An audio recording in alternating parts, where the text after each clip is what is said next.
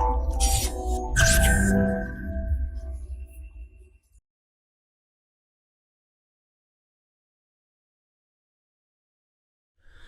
Friends, this is Gautam Pandey coming up with the next round of new simplified. तो आज के video में हम बात करेंगे रिलीजियस कन्वर्जन के बारे में और साथ ही साथ ये भी समझेंगे why are existing law being challenge in court. तो फर्स्ट ऑफ ऑल जरा देखते हैं आखिर ये रिलीजियस कन्वर्जन न्यूज में क्यों है।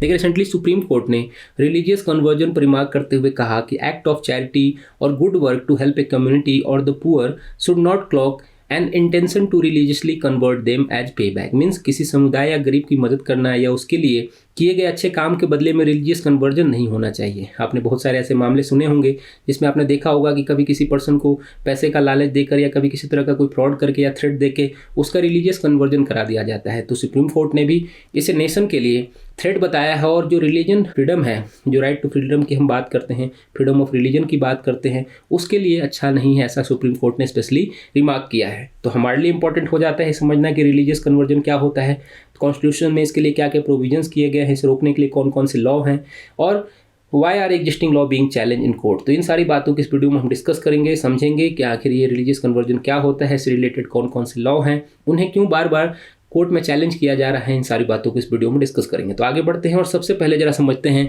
कि आखिर ये रिलीजियस कन्वर्जन होता क्या है। अगर लेमन टर्म में समझे तो देखिए, रिलीजियस कन्वर्जन अपने एग्जिस्टिंग रिलीजन को छोड़कर किसी दूसरे रिलीजन को अपनाना ही रिलीजियस कन्वर्जन है। कभी कभी क्या होता है, ये पर्सन के किसी चॉइस से होता है, कभी कभी वो जो डोमिनेटिंग कोई रिलीजन होता है उससे इन्फ्लुएंस होकर ऐसा हो जाता है, या फिर कभी किसी के मान लीजिए फ्रॉड में आकर या पैसों की लालच में आकर, इस तरह के कारण कभी कभी इस तरह के रिलीजियस कन्वर्जन देखने को मिलता है। तो ये रिलीजियस कन्वर्जन क्यों होता है उस हम डिबेट में नहीं जाते हैं। हमारे लिए इंपॉर्टेंट ये हो जाता है समझना कि हमारी कॉन्स्टिट्यूशन में इससे रिलेटेड क्या प्रोविजंस किए गए हैं, हमारा कॉन्स्टिट्यूशन क्या कहता है कि क्या रिलीजियस कन्वर्जन होना चाहिए या नहीं होना चाहिए। इन सारी बातों को समझते हैं। तो आगे बढ़ते हैं और जरा समझते हैं कि हमारा कॉन्स्टिट्यूशन क्या कहता है। देखिए, अगर बात करें अकॉर्डिंग टू आर्टिकल 25A, इसमें मेंशन किया गया है कि all person are equally entitled to the freedom of conscience and right to profess, practice and propagate religion freely.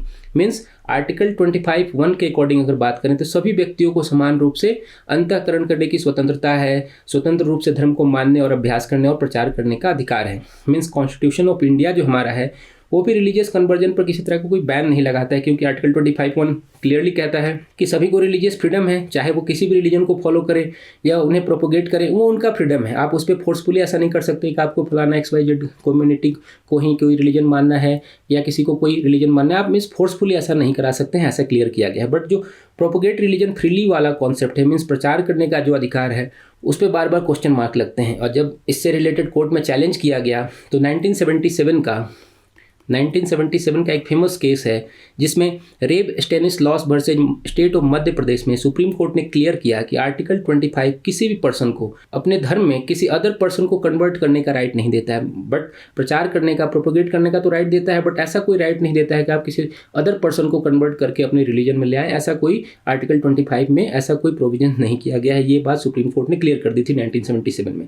अब बात आती है कि रिलीजियस कन्वर्जन को रोकने के लिए कौन कौन से एग्जिस्टिंग लॉ हैं, उसको जरा समझते हैं। देखिए, अगर बात करें रिलीजियस कन्वर्जन को रोकने के लिए लॉ की, तो ऐसा नहीं है कि जो इंडिपेंडेंस से बिफोर हमारे पास कोई ऐसा लॉ नहीं था। बहुत सारे ऐसे प्रिंसली स्टेट थे जिन्होंने अपने स्टेट में एंटी कन्वर्जन लॉ बना रखे थे। उनको जरा एक बार रिकॉल कर लेते हैं, उसके बाद आगे बढ़ेंगे। देखिए, अगर बात करें तो फर्स्ट ऑफ ऑल पहला ऐसा था Raigarh state conversion act 1936। Raigarh में 1936 में ऐसा लॉ बनाया गया था कि वहाँ पर स्टेट कन्वर्जन एक्ट लाया गया था। उसके बाद अगर हम बात करें तो Patna freedom of religion act 1942 को लाया गया था, पटना में भी लाया गया। इसके बाद सरगुजा स्टेट अपोस्टेसी एक्ट 1945 को इंट्रोड्यूस किया गया। और लास्टली अगर हम बात करें तो Udaipur state anti conversion act 1946 में लाया गया था। 1947 में तो हमारा देश आज़ाद ही हो गया था। तो ये कुछ ऐसे स्टेट थे, प्रिंसली स्टेट, जिन्होंने अपने यहाँ पर एंटी कन्वर्जन लॉ को इंट्रोड्यूस किया था। अब बात करते हैं कि पोस्ट इंडिपेंडेंस क्या हुआ, किस स्टेट ने ऐसे बहुत सारे लॉ लाए या सेंट्रल गवर्नमेंट कौन सा लॉ लेकर आई, उसको जरा समझते हैं। देखिए, अगर बात करें पोस्ट इंडिपेंडेंस की, तो यहाँ पर ये ध्यान देने वाली बात है कि Orissa one of the first state था, ऐसा स्टेट था जिसने अपने यहाँ पर एंटी कन्वर्जन लॉ इंट्रोड्यूस किया था। 1967 में उड़ीसा ने अपने स्टेट में एंटी कन्वर्जन लॉ को इंट्रोड्यूस किया था, रिलीजियस कन्वर्जन को रोकने के लिए, कुछ सर्टेन मीन्स को रोकने के लिए अपने यहाँ पर इंट्रोड्यूस किया था। उसके बाद अगर हम बात करें तो सेकंड नंबर पे है एमपी में 1968 में एंटी कन्वर्जन लॉ को इंट्रोड्यूस किया गया था। एक्चुअली वहाँ पर मध्य प्रदेश धर्म स्वतंत्रता अधिनियम लाया गया था। करंट सिनेरियो में अगर हम बात करें तो मोर देन 10 स्टेट ऐसे हैं जिन्होंने रिलीजियस कन्वर्जन के कुछ सर्टेन मीन्स को प्रोहिबिट करने के लिए लॉ इन्फोर्स कर दिया है। कौन कौन से हैं, जरा इनको जरा डिटेल में देखें अगर हम बात करें तो इनमें शामिल है अरुणाचल प्रदेश। अरुणाचल प्रदेश में 1978 में ही इंट्रोड्यूस किया गया था। उसके बाद 2003 में गुजरात में इंट्रोड्यूस किया गया था। उसके बाद छत्तीसगढ़ में 2000 में एंड 2006 में इंट्रोड्यूस किया गया था। राजस्थान में 2006 एंड 2008 में इंट्रोड्यूस किया गया। हिमाचल प्रदेश में 2006 एंड 2019 में इंट्रोड्यूस किया गया। झारखंड 2017 में, उत्तराखंड 2018 में, यूपी बड़ा स्टेट है यहाँ पर 2021 में इंट्रोड्यूस किया गया। इसके बाद हाल फिलहाल में अगर हम बात करें ईयर 2022 की तो हरियाणा में किया गया था 2022 में, और फिर कर्नाटका में इंट्रोड्यूस किया गया है 2022 में। तो ये कुछ ऐसे स्टेट हैं जिन्होंने अपने यहाँ पर एंटी कन्वर्जन लॉ मीन जो कन्वर्जन के कुछ सर्टेन मीन्स को प्रोहिबिट करने के लिए अपने यहाँ पर कन्वर्जन लॉ ला चुके हैं। बट यहाँ पर ध्यान देने वाली बात क्या है कि रिलीजियस कन्वर्जन के सर्टेन मीन्स को रोकने के लिए कोई सेंट्रल लॉ नहीं है। ये पॉइंट हम याद रखेंगे। मीन्स सेंट्रल गवर्नमेंट ने कोई ऐसा लॉ नहीं बनाया है जिसपे किसी तरह का कोई रिलीजियस कन्वर्जन के कुछ सर्टेन मीन्स को प्रोहिबिट करने के लिए बनाया गया हो। यहाँ पर ये ध्यान देने वाली बात है कि 2015 में एंटी कन्वर्जन को रोकने के लिए जब लॉ की बात की गई, सेंट्रल गवर्नमेंट से पूछा गया कि भाई कोई सेंट्रल लॉ क्यों नहीं है, तो लॉ मिनिस्ट्री ने क्लियर किया कि आर्टिकल 246 के अकॉर्डिंग अगर बात करें हम तो जो पुलिस ऑर्डर या पब्लिक ऑर्डर जो होता है, पुलिस होती है या पब्लिक ऑर्डर होता है, वो स्टेट सब्जेक्ट है। अगर कोई सेंट्रल गवर्नमेंट ऐसा कोई कन्वर्जन लॉ लाती है तो वहाँ पर कॉन्फ्लिक्ट होने के चांसेस हो जाएंगे।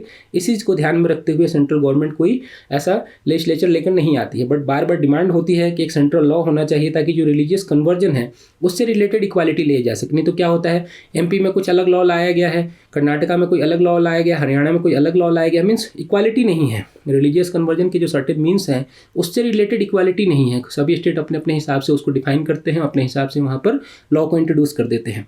तो अब बात आती है कि why are existing law being challenge in court. बार बार जो लॉ है उन्हें एग्जिस्टिंग जो लॉ है उन्हें क्यों चैलेंज किया जा रहा है उसको जरा समझते हैं। अगर प्रीवियस हिस्ट्री की बात करें तो देखिए हिमाचल प्रदेश में 2006 के लॉ को स्टेट हाई कोर्ट ने 2012 में अनकॉन्स्टिट्यूशनल डिक्लेयर कर दिया था। उसके बाद 2019 में हिमाचल प्रदेश में नया रिलीजियस कानून लाया गया। उसके बाद वही करंट में वर्किंग है वहाँ पर। उसके बाद अगर हम बात करें तो 2021 में गुजरात हाई कोर्ट ने जो Gujarat freedom of religion act 2003 था उसके कुछ प्रोविजंस पे स्टेट हाई कोर्ट ने स्टे लगा दिया था। एमपी हाई कोर्ट की अगर हम बात करें तो एमपी हाई कोर्ट ने स्टेट के लॉ जो MPFRA है उसके कुछ सर्टेन प्रोविजंस को अनकॉन्स्टिट्यूशनल डिक्लेयर कर दिया। मीन्स बार बार क्या हो रहे हैं, जो कोर्ट्स वगैरह है वहाँ पर इन्हें चैलेंज किया जा रहा है, जो भी लॉ एग्जिस्टिंग लॉ वगैरह है उन्हें चैलेंज किया जा रहा है और वहाँ पर कोर्ट अपना फैसला अलग अलग तरह से सुनाती है। तो अब बात आती है कि ऐसा क्यों हो रहा है, बार बार चैलेंज क्यों किया जा रहा है, इसको जरा समझते हैं। इसके सबसे बड़ा कारण क्या है अगर बात करें तो सबसे बड़ा कारण है कि कोई सेंट्रल लॉ नहीं है। और उसके बाद अगर गवर्नमेंट की जो सेंट्रल गवर्नमेंट है उसके स्टैंड की अगर हम बात करें तो हाल फिलहाल में देखिए कि सेंट्रल गवर्नमेंट का स्टैंड क्या रहा। रिसेंटली सुप्रीम कोर्ट में सेंट्रल गवर्नमेंट ने एक एफिडेविट फाइल करते हुए कहा कि right to religion did not include the right to convert other people to a particular religion specially through the fraud and other means. Central government भी मानती है कि जो धोखाधड़ी या जबरदस्ती या प्रलोभन दे के या फिर शादी वगैरह करके इस तरह का रिलीजियस कन्वर्जन नहीं होना चाहिए। तो सेंट्रल गवर्नमेंट भी इसके अगेंस्ट में है, रिलीजियस कन्वर्जन के कुछ सर्टेन मीन्स के अगेंस्ट में है। और अदर हैंड अगर हम बात करें तो हमारा इंडियन कॉन्स्टिट्यूशन भी इस पे साइलेंट है। कॉन्स्टिट्यूशन में स्पेशली कुछ ऐसा प्रोविजंस नहीं किया गया है, जो इस तरह के जो सर्टेन मीन्स हैं उन्हें डिफाइन नहीं किया गया है। तो आने वाले दिनों में हर बार क्या होता है, जब सेंट्रल लॉ कुछ ऐसा नहीं है, कॉन्स्टिट्यूशन में कुछ ऐसा डिफाइन नहीं किया गया है, तो बार बार लोगों को ये मौका मिल जाता है कि वो कोर्ट के पास जाते हैं और सुप्रीम कोर्ट में जाते हैं कि भाई एग्जिस्टली होना क्या चाहिए उसे आप डिफाइन जरूर कीजिए। तो अब आप आसानी से समझ सकते हैं कि बार बार जो एग्जिस्टिंग लॉ है उन्हें क्यों चैलेंज किया जा रहा है। तो होप आपको ये वीडियो समझ में आया होगा। Thanks for watching.